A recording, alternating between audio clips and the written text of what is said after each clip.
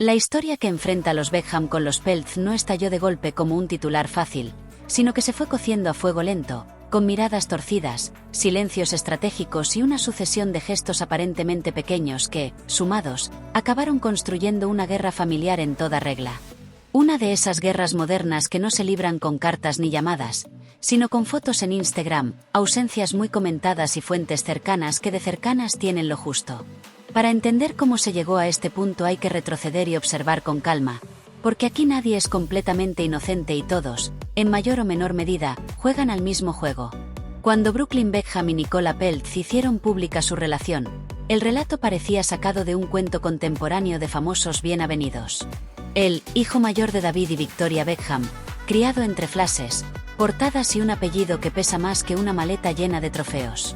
Ella, actriz estadounidense, heredera de una de las mayores fortunas de Estados Unidos, acostumbrada desde niña a moverse en círculos donde el lujo no se comenta porque se da por hecho. Dos jóvenes atractivos, ricos y mediáticos que se enamoran. Hasta ahí, nada nuevo bajo el sol de Hollywood. El problema surge cuando dos imperios familiares chocan y ninguno está dispuesto a ceder ni un centímetro de terreno simbólico. Al principio, la relación fue celebrada por ambas partes. Los Beckham, expertos en construir una imagen pública pulida hasta el último detalle, se mostraron sonrientes y hospitalarios. Nicola aparecía en fotos familiares, cenas y eventos con una naturalidad que parecía indicar integración total. Los Peltz, por su parte, aceptaban a Brooklyn como parte del clan, aunque siempre desde una cierta distancia elegante, esa que dice te recibo con cariño, pero recuerda de dónde vienes. Todo parecía ir bien, pero ya entonces algunos observadores atentos empezaron a detectar señales sutiles. Quien se colocaba en el centro de las fotos, quien hablaba más en entrevistas, quien decidía el tono del relato. La primera grieta visible llegó con los preparativos de la boda. Si hay un terreno minado en cualquier familia, ese es el de las bodas, y si además hablamos de dos apellidos famosos, el campo de mina se multiplica. La boda de Brooklyn y Nicola no era solo una celebración del amor, era un escaparate global, una oportunidad de demostrar poder, estilo y control narrativo. Y ahí empezaron los roces. Desde fuera, se habló de desacuerdos sobre el vestido de la novia, sobre quién debía diseñarlo y qué significaba esa elección. Victoria Beckham, diseñadora consolidada, parecía una opción lógica para muchos, casi un gesto de cortesía familiar. Nicola, sin embargo, optó por otra casa de moda.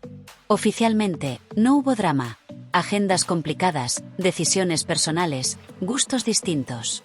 Extraoficialmente, el rumor de que aquello fue un desplante empezó a circular con fuerza. El vestido se convirtió en símbolo, como suelen hacerlo los objetos aparentemente banales en este tipo de conflictos. Para unos, fue simplemente una elección estética. Para otros, una declaración de independencia. Y para los más suspicaces, el primer golpe en una partida de ajedrez emocional donde cada movimiento cuenta. La narrativa de no me dejaron hacerlo frente a no quise hacerlo empezó a instalarse, y con ella, el murmullo constante de que Nicola se sentía juzgada o controlada, mientras Victoria se percibía a sí misma desplazada de un rol que, en su mente, le correspondía por derecho natural, el de matriarca elegante que guía y protege. Tras la boda, lejos de calmarse, la tensión pareció aumentar. Brooklyn y Nicola comenzaron a pasar más tiempo en Estados Unidos, alejados del núcleo familiar británico. Las visitas a Londres se hicieron más breves y menos documentadas en redes. Y cuando había encuentros, las fotos parecían cuidadosamente seleccionadas, casi quirúrgicas. En el universo Beckham, donde cada imagen cuenta una historia, las ausencias hablan tanto como las presencias.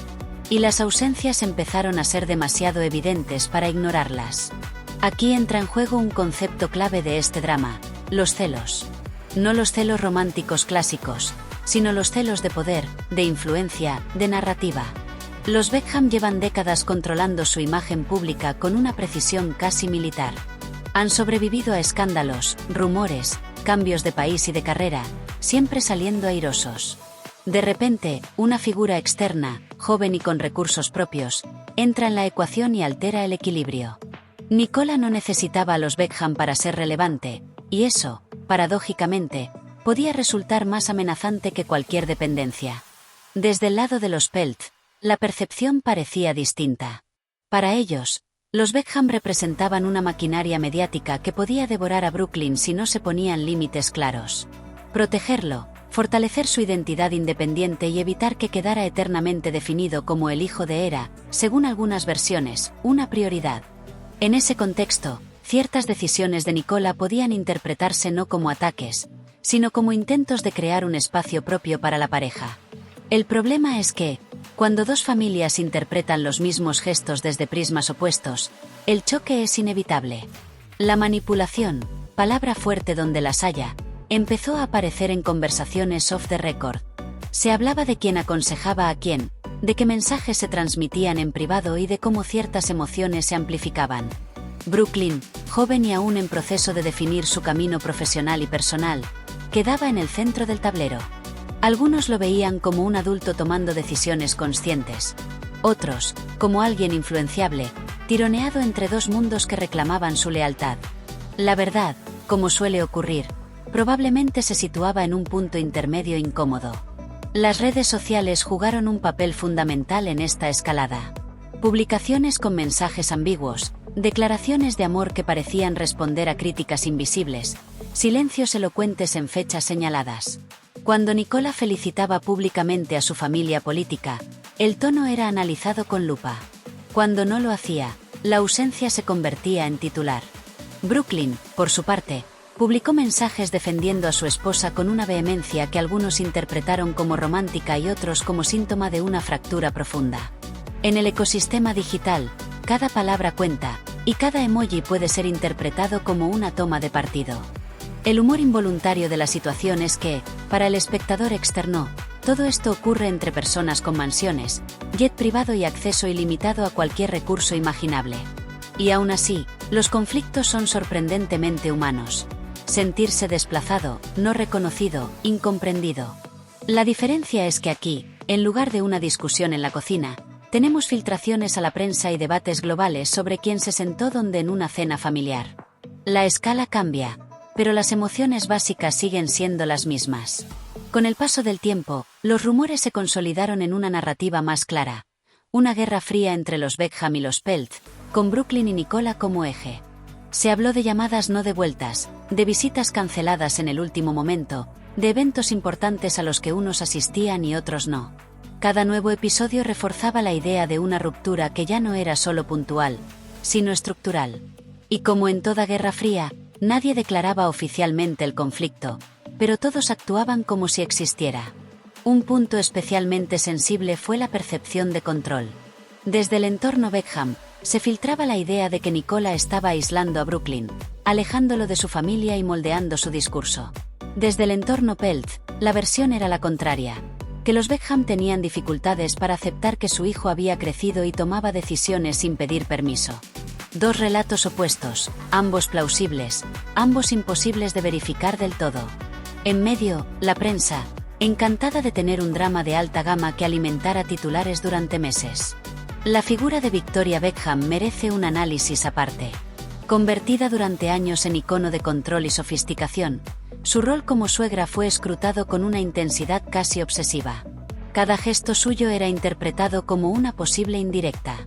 Si sonreía, era diplomacia forzada. Si no aparecía, era desdén. La narrativa de la suegra dominante es un clásico universal, y aquí encontró terreno fértil. Sin embargo, reducir el conflicto a un estereotipo sería injusto. Victoria no solo es una madre, es una mujer que ha construido un imperio de imagen y marca, y ver cómo esa imagen se ve cuestionada desde dentro puede ser profundamente desestabilizador. David Beckham, por su parte, adoptó un perfil más bajo, al menos públicamente. Sus apariciones eran medidas, su discurso, conciliador. Pero incluso su silencio fue interpretado. En un universo donde la familia Beckham ha sido siempre un bloque unido, la falta de declaraciones claras alimentó la sensación de crisis. El patriarca parecía intentar mantener la paz, pero también respetar la autonomía de su hijo. Un equilibrio complicado, sobre todo cuando cada gesto es amplificado por millones de ojos atentos. Mientras tanto, Nicola continuó construyendo su imagen como esposa protectora y mujer independiente. Sus entrevistas, cuidadosamente elegidas, transmitían un mensaje de fortaleza y amor incondicional hacia Brooklyn. El subtexto, Para muchos, era claro, estamos bien, no necesitamos aprobación externa. Para otros, ese mismo mensaje sonaba a desafío. La línea entre afirmación personal y provocación es fina, y depende mucho de quien la mire. El papel de los medios no puede subestimarse. Cada nueva pieza de información era presentada como la última bomba, aunque muchas veces se tratara de interpretaciones de gestos mínimos. Sin embargo, la repetición constante de estas historias acabó solidificando una percepción pública de conflicto real. Incluso si algunas tensiones eran exageradas, la presión mediática las hacía casi inevitables. Es difícil mantener la calma cuando cada movimiento se convierte en noticia y cada silencio en sospecha. Con el tiempo, la situación comenzó a afectar también a la imagen de Brooklyn. Su trayectoria profesional, ya de por sí objeto de debate, quedó aún más eclipsada por el drama familiar. Para algunos, se convirtió en el símbolo del hijo que elige a su pareja por encima de todo, incluso de su familia de origen. Para otros, en la víctima de una guerra de egos que lo superaba. En cualquier caso, su identidad pública quedó atada al conflicto, algo que seguramente no estaba en sus planes cuando decidió compartir su vida con Nicola. La cronología de este drama no tiene un final claro, al menos por ahora. No hubo una gran explosión pública, ni un comunicado conjunto anunciando una ruptura definitiva. Lo que hay es una sucesión de episodios que, juntos, dibujan un distanciamiento profundo. Y quizá eso sea lo más inquietante. La sensación de que este conflicto no se resolverá con una conversación puntual, sino que forma parte de un reajuste más largo y complejo. En el fondo, la guerra Beckham vs. Peltz es un recordatorio de que el poder, el dinero y la fama no inmunizan contra los conflictos emocionales. Al contrario, a veces los amplifican. Cuando cada gesto tiene consecuencias públicas y cada decisión es analizada por terceros, la presión se vuelve casi insoportable. Y en ese contexto, incluso las mejores intenciones pueden interpretarse como ataques. El humor, inevitablemente, se cuela en esta historia porque hay algo casi absurdo en ver a dos de las familias más privilegiadas del planeta enfrentadas por cuestiones que, en esencia, giran en torno al reconocimiento y el control emocional. Pero reírse demasiado sería simplificar un drama que, para los implicados, es muy real. Detrás de los titulares hay relaciones rotas, decepciones acumuladas y un joven matrimonio intentando definirse en medio del ruido. La pregunta que queda en el aire es si habrá reconciliación.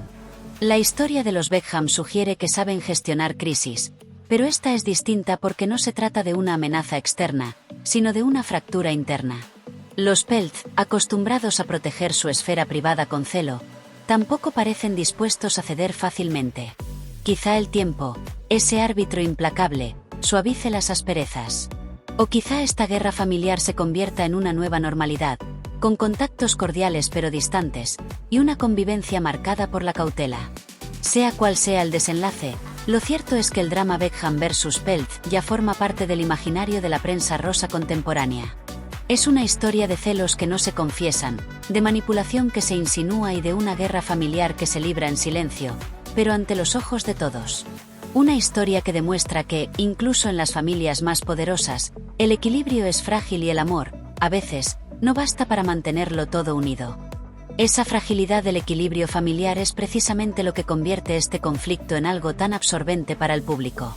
No estamos ante una ruptura escandalosa con gritos y portazos televisados, sino ante algo mucho más incómodo, una tensión constante, casi educada, donde nadie dice abiertamente estamos enfrentados, pero todos actúan como si el enfrentamiento fuera un hecho consumado. Y ese tipo de conflicto, el que no se nombra, suele ser el más difícil de resolver. Uno de los aspectos más comentados es la sensación de bandos claramente definidos. En este tipo de guerras familiares, rara vez se permanece neutral.